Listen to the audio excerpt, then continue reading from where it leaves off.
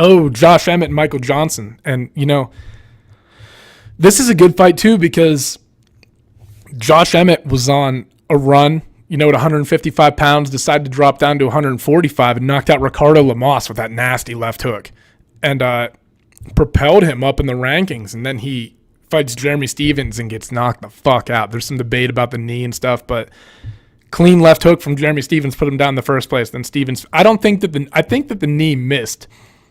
And even if it did, I don't think it was enough to impact the fight.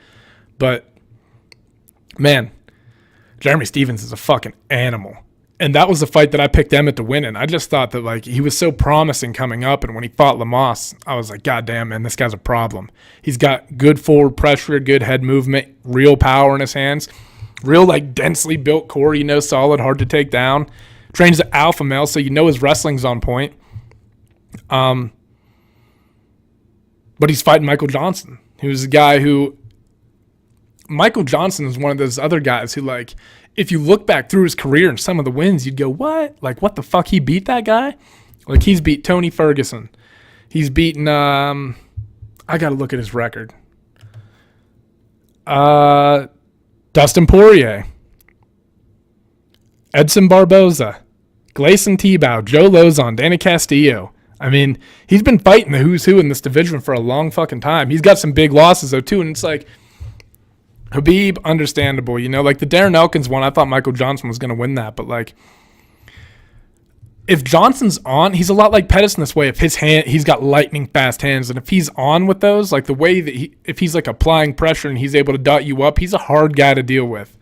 But for whatever reason, just, he reminds, and I've obviously never seen him train, but he reminds me of one of those guys who probably fucking shines in the gym, and then for whatever reason on fight night just doesn't always put it all together. I mean, he's a phenomenal talent. Michael Johnson's a lot of fucking fun to watch when he's on. When he's really getting his box, throwing his combos together and landing. Super talented. Can hang with anybody in the division, But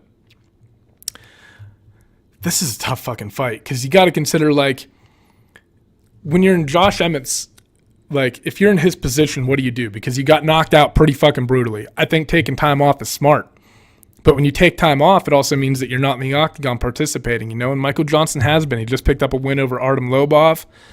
I'm taking Emmett in this fight just because I think that if he can mix in his wrestling and keep the fight and keep pressuring Johnson backwards, mix some things up, I think he'll be able to mix things up more. I think you'll see him pick up a win, but this is a tough fight because, got to be careful with Michael Johnson. He can rock you. And, we've seen Emmett get caught now, so that they're going to be looking to expose that. Fuck, I'm still going with Emmett. I don't know how, but this is a tough fucking fight card to pick. Every single fight could go either way on this card. This is a really fucking great card. They've been doing a really good job of putting good, lineups for the at least for the first ESPN card. In my opinion, this one's going to go pretty well too.